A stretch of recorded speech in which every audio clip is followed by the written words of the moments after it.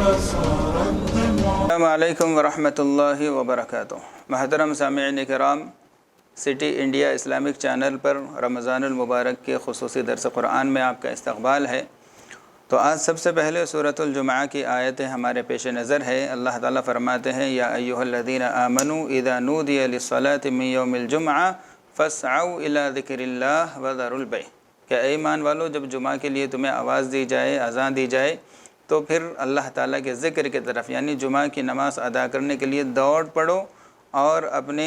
جو تجارتی مشاغل ہے ان کو چھوڑ دو، بیع و شراء کو، خرید و فروخت کو چھوڑ کر اللہ تعالیٰ کے ذکر یعنی نماز کی طرف دوڑ پڑو۔ تو عزیز ساتھیو، جمعہ کا دن یہ بہت ہی مبارک دن ہے اور جمعہ کی عبادتیں بھی بہت زیادہ اجر و ثواب کے باعث ہے، سبھی جانتے ہیں۔ اور جمعہ کے دن کے بہت سارے خصوصیات بھی ہیں۔ ایک خصوصیت یہ ہے کہ اللہ تعالیٰ نے زمین و آسمان کو 6 دن کے اندر پیدا کیا۔ تو جب اللہ تعالیٰ 6 دن زمین و آسمان کی پیدائش سے جب فارغ ہو گئے تو وہ جمعہ کا دن تھا۔ تو جمعہ کے دن زمین و آسمان کی خلقت مکمل ہوئی، اور جمعہ ہی کے دن اللہ تعالیٰ نے حضرت آدم علیہ السلام کو پیدا کیا، اور جمعہ ہی کے دن اللہ تعالیٰ نے ان کو جنت میں داخل کیا، اور جمعہ کا ہی دن تھا اس وقت جب کہ اللہ تعالیٰ نے حضرت آدم علیہ السلام کو زمین پر اتارا تھا، اور جمعہ ہی کے دن رسول اللہ صلی اللہ علیہ وسلم کے گواہی کے مطابق قیامت برپا ہوگی اور یہ سارا نظام ختم ہو جائے گا۔ اور جمعہ کے دن آپ صلی اللہ علیہ وسلم نے ارشاد فرمایا کہ ایک گھڑی ایسی ہے کہ اس کے اندر بندہ جو مانگتا ہے وہ اس کو اللہ تعالیٰ عطا فرما دیتے ہیں، یعنی قبولیت دعا کی وہ گھڑی ہے۔ اس کا متعینہ وقت رسول اللہ صلی اللہ علیہ وسلم نے نہیں بتایا، اس لیے عزیز دوستو ہمیں ہمیشہ جمعہ کے دن بہت زیادہ دعاؤں کا اہتمام کرنا چاہیے۔ تو یہ آیت نازل ہوئی، اس کا ایک شان نزول ہے، پس منظر ہے۔ ابتدائی دور میں رسول اللہ صلی اللہ علیہ وسلم پہلے جمعہ کی نماز پڑھاتے تھے، پھر اس کے بعد جمعہ کے خطبے دیتے تھے۔ مرد حضرات جانتے ہیں کہ اب پہلے جمعہ کے خطبے ہوتے ہیں، پھر جمعہ کی نماز ہوتی ہے، لیکن بعد میں آپ صلی اللہ علیہ وسلم نے اس طریقے کو بدلا اور پہلے جمعہ کے خطبے دیے جاتے ہیں اور بعد میں جمعہ کی نماز پڑھائی جاتی ہے۔ تو اس وقت جب کہ پہلے نماز ہوتی تھی اور بعد میں خطبے ہوتے تھے، ایک مرتبہ آپ صلی اللہ علیہ وسلم نماز پڑھا چکے تھے اور خطبہ دینا باقی تھا، اور خطبے کے لیے کھڑے ہو گئے تھے آپ صلی اللہ علیہ وسلم۔ اتنے میں ایک تجارتی قافلہ مدینہ منورہ کے اندر داخل ہو گیا، یعنی وہ ایک شخص کا قافلہ تھا جو ملک شام سے اہل مدینہ کے ضروریات کے سامان لا کر فروخت کرتا تھا۔ تو جس وقت آپ صلی اللہ علیہ وسلم خطبہ دے رہے تھے ممبر پر کھڑے ہو کر، اس وقت وہ ڈھول تاشے بجاتے ہوئے تاکہ لوگوں کو اطلاع ہو کہ مال آ گیا ہے، وہ ڈھول وغیرہ پیٹتے ہوئے مدینہ کے منورہ کے اندر داخل ہوا، جس کی وجہ سے یعنی جب بھی وہ آتا تھا قافلہ تو سارے شہر کے لوگ اس پر ٹوٹ پڑتے تھے اور اس کے پاس اگر جو اپنی ضرورت کی چیزیں ہیں وہ جلد خرید لینا پسند کرتے تھے، تاکہ کہیں ایسا نہ ہو کہ مال ختم ہو جائے اور ہماری ضرورت کا سامان نہ ملے۔ تو نماز چونکہ ہو چکی تھی لیکن خطبہ چل رہا تھا، تو بہت سارے صحابہ کرام جب وہ اعلان سنے تو فوری آپ صلی اللہ علیہ وسلم کی مجلس میں سے اٹھ کر مال تجارت خریدنے کے لیے وہ چلے گئے۔ تو اس وقت یہ آیت نازل ہوئی، صحابہ کرام کو متنبہ کیا گیا ہے کہ اس طرح ہرگز بھی نہیں کرنا چاہیے کہ رسول اللہ صلی اللہ علیہ وسلم جمعہ کا خطبہ دے رہے ہیں، نصیحتیں کر رہے ہیں، جو کہ ایک ضروری اور واجب چیز ہے جمعہ کا خطبہ، تم اسے چھوڑ کر مال تجارت خریدنے کے لیے چلے گئے۔ اس طرح ہرگز نہیں ہونا چاہیے۔ جب جمعہ کے لیے بلایا جائے تو پورا اپنا کاروبار چھوڑ کر، خرید و فروخت چھوڑ کر مسجد میں حاضر ہونا چاہیے، اور جب تک جمعہ کی پوری عبادت نہ ہو اس وقت تک مسجد کو نہیں چھوڑنا چاہیے۔ جمعہ کے اعمال کو چھوڑ کر تجارت اور خرید و فروخت میں لگنا یہ انتہائی بری بات ہے۔ پھر ساتھ اللہ تعالیٰ خود فرماتے ہیں وَإِذَا قُضِيَتِ الصَّلَاةُ فَانتَشِرُوا فِي الْأَرْضِ، جب نماز ادا ہو جائے تو پھر زمین میں پھیل جاؤ، یعنی اپنی روزی روٹی تلاش کرنے کے لیے نکل پڑو، تو اللہ تعالیٰ بھی نماز کی برکت سے تمہاری روزی روٹی کے اندر برکت عطا فرمائیں گے۔ تو پیارے دوستو، ہماری یہ محنت، ہماری یہ کوشش ہونا چاہیے کہ جمعہ کا دن جب آتا ہے تو پورا اہتمام کرے۔ صبح ہی سے جمعہ کی صحابہ اکرام کے بارے میں اور سلف صالحین کے بارے میں آتا ہے کہ وہ جمعہ کی تیاری جمعرات کے رات سے کیا کرتے تھے۔ تو اس قدر ہمیں بھی مستعد ہونا چاہیے جمعہ کی عبادتوں کے لیے، اپنے کاروبار کی ترتیب کو بدلنا چاہیے۔ 1-2 گھنٹے دکان بند کر دینے سے ہمارا کوئی نقصان نہیں ہوتا۔ بہرکیف رازق تو اللہ تعالیٰ ہی ہے، ہم سب کا عقیدہ ہے، ایمان ہے، تو ہم اللہ کی عبادت کے لیے دکان بند کریں اور اس سے ہمارا گھاٹا ہو جائے، ایسا ہرگز نہیں ہو سکتا۔ اس میں تو ہماری آزمائش ہے۔ اللہ تعالیٰ دیکھنا چاہتے ہیں کہ بندے کو مجھ سے زیادہ محبت ہے یا اپنے تجارت سے زیادہ محبت ہے۔ بلکہ اللہ تعالیٰ قرآن میں جواب فرماتے ہیں وَتِجَارَةٍ تَخْشَوْنَ كَسَادَهَا، اگر تمہیں اللہ اور اس کے رسول کی محبت سے زیادہ اپنی تجارت کی محبت ہے تو پھر اللہ تعالیٰ کی طرف سے اعلان جنگ ہے ایسے لوگوں سے۔ اب جس سے اللہ تعالیٰ اعلان جنگ کرے اس کا دنیا اور آخرت میں کیا گت ہونے والا ہے، سب اس کا اندازہ لگا سکتے ہیں۔ اس لیے ہرگز بھی جمعہ کے لیے نہیں بلکہ ہر نماز کے لیے اپنے کاروباری سلسلے کو روکنا چاہیے، اور دکان بند کرنے کی ضرورت پڑے تو دکان بند کر کے 5 وقت کی نماز ادا کرنے کا اہتمام کرے۔ اسی کے اندر آخرت کی بھی بھلائی ہے اور اسی کے اندر دنیا کی روزی روٹی کے اندر بھی اللہ تعالیٰ خیر و برکت نازل فرماتے ہیں۔ تو یہ سورہ جمعہ سے ایک چند آیتوں کا خلاصہ میں نے آپ کے سامنے رکھا۔ اس کے بعد سورت ہے سورۃ الطلاق۔ سورۃ الطلاق میں اللہ تعالیٰ فرماتے ہیں وَاللَّائِي يَئِسْنَ مِنَ الْمَحِيضِ مِن نِّسَائِكُمْ إِنِ ارْتَبْتُمْ فَعِدَّتُهُنَّ 3 أشهر، یعنی جن عورتوں کو طلاق دیا جاتا ہے ان کے 3 قسمیں ہوتی ہیں۔ یا تو وہ عورت جوان ہوتی ہے جس کو ماہواری آتی ہے، یا تو وہ عورت کم سن ہوتی ہے جس کی وجہ سے ماہواری نہیں آتی چھوٹی عمر ہونے کی وجہ سے، یا بہت زیادہ بڑی عمر بوڑھی ہونے کی وجہ سے بھی ماہواری نہیں آتی، یہ دوسری قسم ہے۔ اور تیسری قسم وہ عورت جو حاملہ ہے۔ تو ان 3 قسموں کی عورتوں کو جب طلاق دیا جاتا ہے تو پھر ان کی عدت کی مدت کیا ہے، کتنے دن یہ عدت گزارے گی۔ تو جو حائضہ عورت ہے جس کو ماہواری آتی ہے اس کے لیے تو 3 حیض یعنی 3 ناپاکیاں، طلاق ملنے کے بعد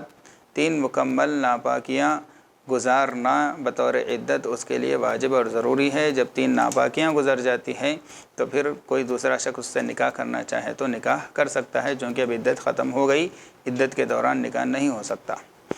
تو یہاں پر اللہ تعالیٰ نے باقی 2 جو اقسام ہیں عورتوں کے ان کی عدت کی مدت یہاں پر اللہ تعالیٰ نے بیان فرمائی ہے۔ تو فرمایا کہ جو ماہواری سے مایوس ہو چکی ہے، یا تو کم عمر ہونے کی وجہ سے چھوٹی عمر میں نکاح ہو گیا تھا، 10 سال کی عمر میں ابھی ماہواری شروع نہیں ہوئی تھی، اور کسی وجہ سے طلاق بھی ہو گیا، تو اب یہ جو بچی ہے یہ عدت کیسے گزارے گی؟ تو اللہ تعالیٰ فرماتے ہیں کہ 3 ماہ اس کے، یعنی جب بھی طلاق ملے اس کے بعد چاند کی تاریخ کے اعتبار سے 3 ماہ مکمل اس کی عدت کا زمانہ ہوگا۔ 3 ماہ کے گزر جانے کے بعد کہیں دوسری جگہ نکاح اس کا کرنا چاہتے ہیں تو کر سکتے ہیں۔ یہی حکم اس عورت کا بھی ہے جو کبر سنی یعنی دراز عمری کی وجہ سے، بوڑھی ہونے کی وجہ سے ماہواری اسے نہیں آتی ہے اور اس کو بڑھاپے کے اندر جا کر اس کو طلاق ملا ہے، تو اس خاتون کے لیے بھی یہی حکم ہے کہ 3 ماہ وہ شمار کر کے اپنی عدت گزارے گی۔ 3 ماہ کے بعد پھر کوئی اور راستہ اللہ تعالیٰ اس کے لیے ہموار کرے تو پھر ادھر وہ جا سکتی ہے۔ اب رہی بات وہ خواتین جو حاملہ ہوں، یعنی کوئی خاتون ایسی ہے جس کو دوران حمل اس کے شوہر نے طلاق دے دی، تو پھر اس کی عدت کب تک ہوگی؟ تو فرمایا کہ وَأُولَاتُ الْأَحْمَالِ أَجَلُهُنَّ أَن يَضَعْنَ حَمْلَهُنَّ، یعنی جب تک اس کا حمل ہے اس وقت تک اس کی عدت ہوگی۔ جیسے ہی واضح حمل ہو جائے گا، بچہ پیدا ہو جائے گا، تو بچے کے پیدا ہونے کے ساتھ ساتھ اس کی عدت بھی ختم ہو جائے گی۔ فوری بچہ پیدا ہونے کے بعد جب چاہے وہ دوسرا نکاح اگر کہیں سے رشتہ آ گیا ہے اس خاتون کا کرنا چاہتے ہیں تو کر سکتے ہیں۔ تو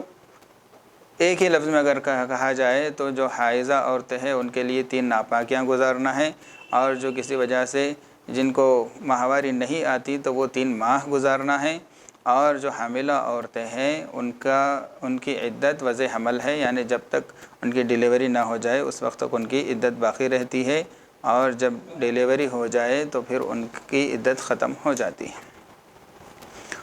اس کے بعد اللہ تعالیٰ نے سورہ قلم کے اندر ایک باغ والوں کا تذکرہ فرمایا ہے۔ دراصل بات یہ ہوئی تھی کہ یہ کفار مکہ جو تھے وہ رسول اللہ صلی اللہ علیہ وسلم کے سامنے حجت یہ کرتے تھے، کہتے تھے کہ اللہ تعالیٰ کو ہم سے ہی زیادہ محبت ہے۔ اس کی دلیل یہ ہے کہ دیکھو اللہ تعالیٰ نے سرداری ہمیں عطا فرمائی ہے، اللہ تعالیٰ نے مال و دولت کے ذخیرے ہمیں دیے ہیں، تو اس اعتبار سے یعنی اللہ تعالیٰ ہم سے خوش ہے، تبھی اللہ تعالیٰ ہمیں یہ سب کچھ دے رہے ہیں۔ تو اس سے پتہ چلتا ہے کہ ہم اللہ تعالیٰ کے محبوب بندے ہیں۔ تو اللہ تعالیٰ نے سورہ قلم کے اندر ایک باغ والوں کا قصہ بیان کیا، اور یہ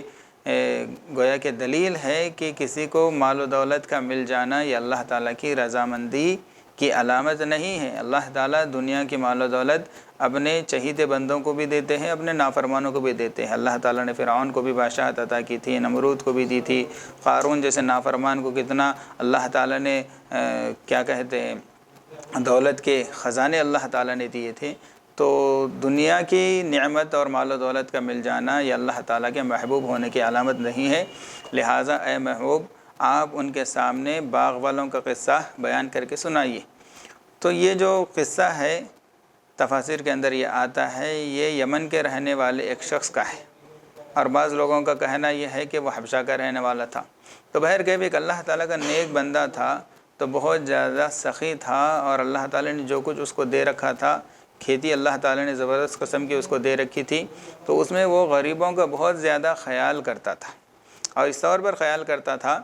کہ جہاں تک اس کی درانتی جاتی تھی اتنا تو کاٹ لیتا تھا، جہاں درانتی نہیں جاتی تھی وہ غربا کے لیے چھوڑ دیتا تھا، اور کہتا تھا کہ بھئی یہ تم لوگ توڑنا چاہو کسی بھی طرح سے توڑ لو اور لے لو۔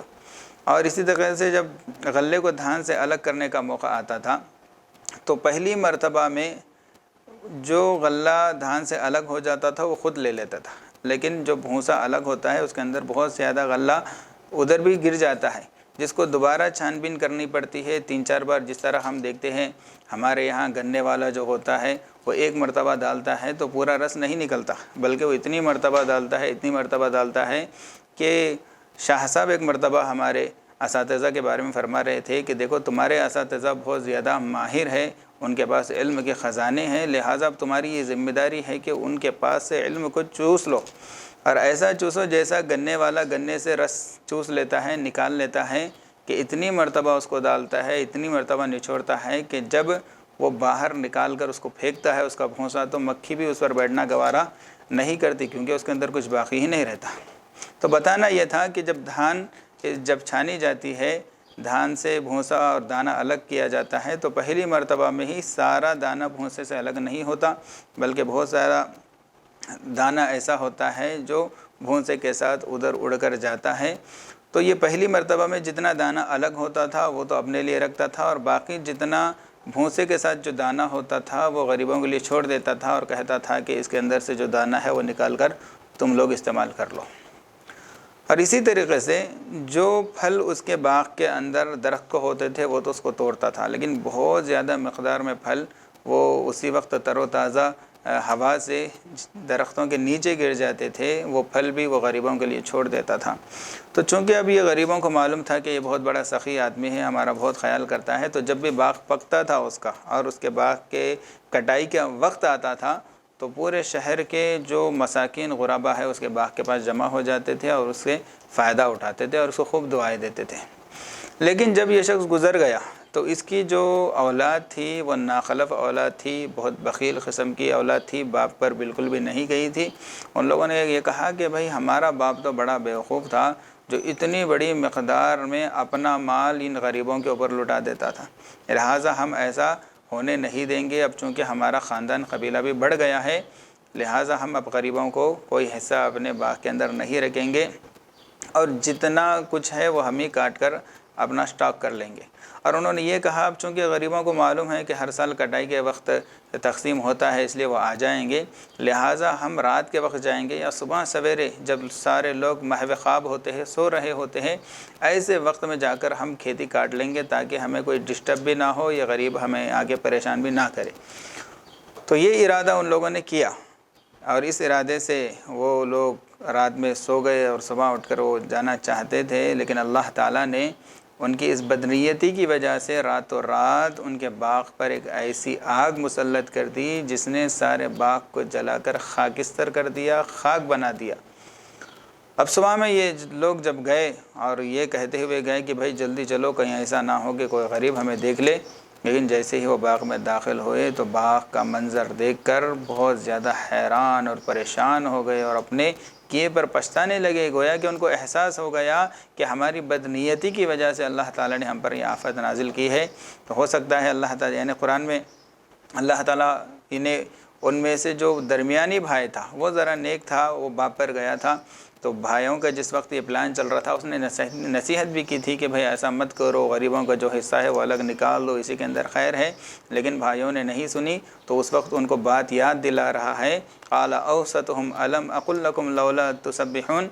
ان کے درمیانی بھائی نے کہا کیا میں نے نہیں کہا تھا کہ تم اللہ تعالیٰ کی اس طرح نافرمان مت کرو، لیکن تم نے میری بات نہیں سنی، جس کی وجہ سے یہ آفت نازل ہوئی۔ تو اس وقت ان لوگوں نے سچی پکی توبہ کی اور یہ امید کی اور دعا کی کہ ہماری توبہ کی وجہ سے ہو سکتا ہے اللہ تعالیٰ دوبارہ ہمیں وہ مال و دولت عطا فرمائے۔ تو اس میں پہلی بات تو یہ ہے کہ دنیا کی مال و دولت مل جانا یہ اللہ تعالیٰ کے چہیتے بندے ہونے کی علامت نہیں ہے، اور دوسری بات یہ ہے کہ جن کو اللہ تعالیٰ نے مال و دولت دی ہے وہ اس پر بالکل بھی گھمنڈ نہ کرے، اور ان میں جو غریبوں کا حق بنتا ہے صدقہ خیرات کے سلسلے میں اس سے بالکل بھی جی نہ چرائے، دل کھول کر اللہ تعالیٰ کے راستے میں غربا پر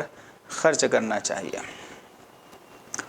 پھر اس کے بعد سورہ نون کی آخری آیت کی تفسیر میں آپ حضرات کے سامنے رکھنا چاہتا ہوں۔ اللہ تعالیٰ فرماتے ہیں وَإِن يَكَادُ الَّذِينَ كَفَرُوا لَيُزْلِقُونَكَ بِأَبْصَارِهِمْ، اے نبی جی ایسے معلوم ہوتا ہے کہ یہ کفار تمہیں اپنی نظروں سے گھلا دیں گے، اپنی نظروں سے تمہیں پگھلا دیں گے۔ تو دراصل واقعہ یہ تھا کہ جب رسول اللہ صلی اللہ علیہ وسلم لوگوں کو نصیحت کرتے تھے، یہ کفار جو منافقین تھے یہ آپ صلی اللہ علیہ وسلم کو گھور گھور کر دیکھتے تھے، اور بعض روایتوں میں یہ آتا ہے کہ ایک بندہ تھا جس کے بارے میں مشہور تھا کہ یہ نظر لگانے میں ماہر ہے، جس کسی کو یہ دیکھتا ہے اس کو نظر لگ جاتی ہے، اس کی بہت بری نظر تھی، اور یہ کوئی نئی بات نہیں ہے، کوئی خلاف شرع بات بھی نہیں، ایسا ہوتی ہے بعض لوگوں کی نظر بہت جلد لگ جاتی ہے۔ یہاں تک کہ فقہ کی کتابوں میں یہ بھی لکھا ہوا ہے کہ اگر کوئی بندہ ایسا ہو شہر میں جس کے بارے میں یقینی طور پر معلوم ہو کہ جس کسی کو دیکھتا ہے اس کو نظر لگ جاتی ہے، تو اسلامی حکومت کے اندر یہ حکم ہے، آرڈر ہے کہ ایسے شخص کو قید کے اندر رکھے۔ قید کے اندر یعنی جیل خانے کے اندر ضروری نہیں، اپنے گھر کے اندر اس کو ہوم اریسٹ کر کے رکھے، اور جو حاکم وقت ہوگا وہ اس کا کھانے پینے ساری چیزوں کا انتظام وہ کرے گا تاکہ لوگ اس کے شر سے محفوظ رہیں۔ تو یہ کوئی انوکھی بات نہیں ہے۔ تو اس شخص کے بارے میں مشہور تھا کہ وہ بہت زیادہ اس کی نظر لگتی ہے، لوگوں کو اس کی نظر سے نقصان ہوتا ہے۔ تو کفاروں نے یہ کیا تھا کہ اس کو پکڑ کر لائے اور اس سے یہ کہا کہ تم رسول اللہ صلی اللہ علیہ وسلم کو یعنی محمد صلی اللہ علیہ وسلم کو نظر لگاؤ، اس غرض سے اس کو وہ بلا کر لائے تھے۔ تو اللہ تعالیٰ نے ان کی شرارت پر رسول اللہ صلی اللہ علیہ وسلم کو متنبع کیا۔ اب ظاہر سی بات ہے اللہ کے رسول کے ساتھ اللہ تعالیٰ کی مدد ہے، اللہ تعالیٰ کی آپ صلی اللہ علیہ وسلم نے پناہ لی ہوگی، اور جو نظر وغیرہ سے بچنے کی دعائیں ہیں ان کا سہارا آپ صلی اللہ علیہ وسلم نے لیا ہوگا۔ تو اللہ تعالیٰ یہاں پر اسی بات کو بیان فرما رہے ہیں، اور ہمارے یہ اکابرین کا، پرانے اکابرین کا بھی اور نئے اکابرین کا بھی مجرب نسخہ ہے کہ اگر کسی کو نظر لگ جاتی ہے تو اس آیت کو طاق عدد میں پڑھ کر دم کر لینا چاہیے۔ سورۃ القلم کی آخری آیت ہے وَإِن يَكَادُ الَّذِينَ كَفَرُوا لَيُزْلِقُونَكَ بِأَبْصَارِهِمْ لَمَّا سَمِعُوا الذِّكْرَ وَيَقُولُونَ إِنَّهُ لَمَجْنُونٌ۔ پھر اس کے بعد سورۃ الحاقہ ہے۔ سورۃ الحاقہ میں اللہ تعالیٰ اہل جنت اور اہل جہنم کا تذکرہ فرما رہے ہیں۔ جیسا کہ سب جانتے ہیں کہ اہل جنت کو اللہ تعالیٰ ان کا اعمال نامہ ان کے داہنے ہاتھ میں دیں گے، اور اہل جہنم کو ان کے بائیں ہاتھ میں دیا جائے گا۔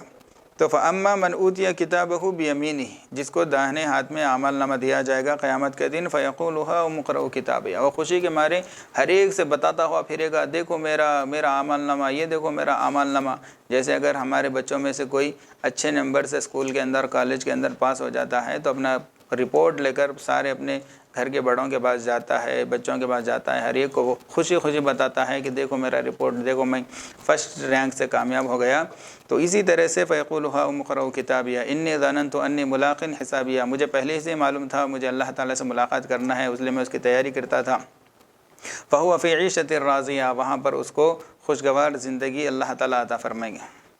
فِي جَنَّةٍ عَالِيَةٍ، اونچے اونچے باغات اس کے لیے ہوں گے۔ اس طرح اللہ تعالیٰ مختلف نعمتیں اس کے لیے بیان فرما رہے ہیں۔ تو یہ اس شخص کا حال ہوگا جس کو اس کا نامہ اعمال دائیں ہاتھ میں ملے گا۔ اور وَأَمَّا مَنْ أُوتِيَ كِتَابَهُ بِشِمَالِهِ، اور جس کو اس کا نامہ اعمال بائیں ہاتھ میں دیا جائے گا، فَيَقُولُ يَا لَيْتَنِي لَمْ أُوتَ كِتَابِيَهْ، وہ افسوس کرے گا، کہے گا کہ کاش میرا اعمال نامہ میرے ہاتھ میں نہ دیا جاتا۔ یا لیتہا کانت القاضیہ ما اغنی عنی مالیہ ہلک عنی سلطانیہ،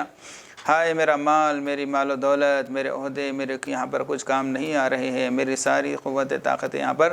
ختم ہو گئی ہے۔ پھر خذوہ فغلوہ ثم الجحیم صلوہ، اللہ تعالیٰ فرشتوں سے فرمائیں گے اس کو پکڑو، اس کو بیڑیاں ڈالو اور جہنم میں گھسیٹ کر اسے لے جاؤ۔ تو اس طرح اس کو جو بھی اس کے ساتھ اللہ تعالیٰ کے عذاب کے معاملات ہوں گے اللہ تعالیٰ وہ بیان فرما رہے ہیں۔ لہٰذا ہمیں اس بات کی فکر کرنا چاہیے کہ کس طرح ہمارا نامہ اعمال قیامت کے دن ہمارے داہنے ہاتھ میں آ جائے، اس کے لیے جیسے اعمال کرنا پڑتا ہے ویسے اعمال میں لگنے کی فکر کریں۔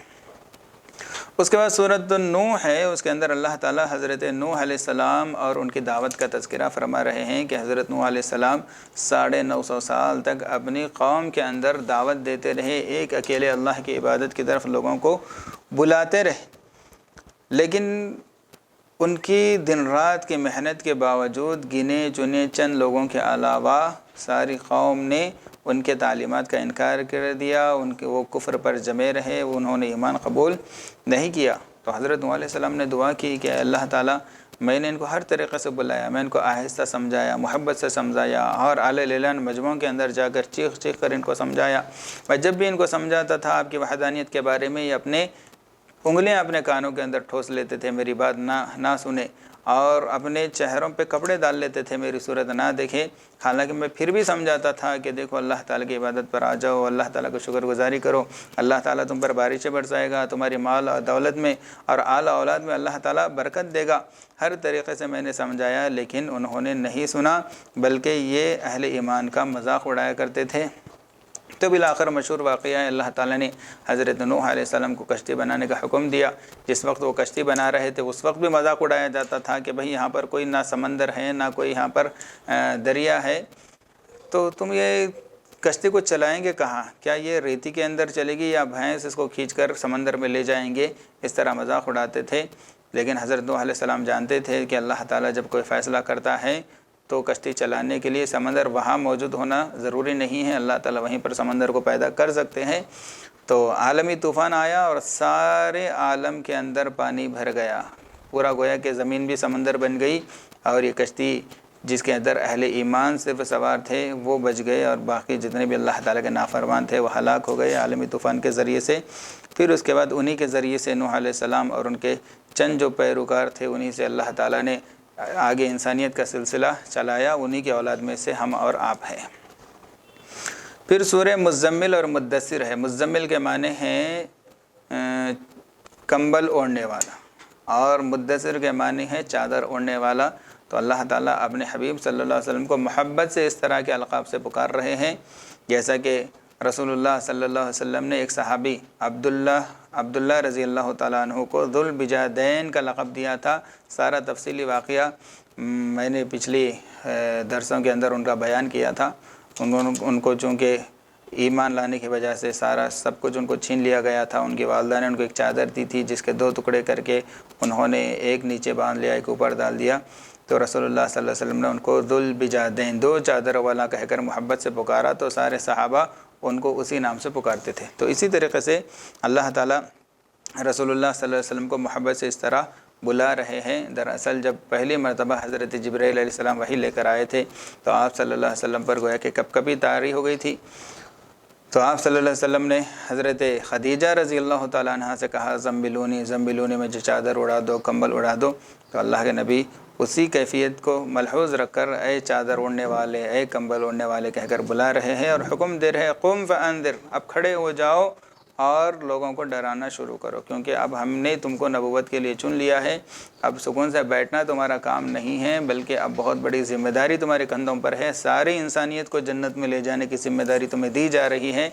تو اسی لیے رسول اللہ صلی اللہ علیہ وسلم نے بھی ارشاد فرمایا کہ اے خدیجہ میرا بستر لپیٹ دو، لا راحت بعد اليوم، آج کے دن کے بعد میری زندگی میں کوئی سکون کا دن نہیں ہوگا،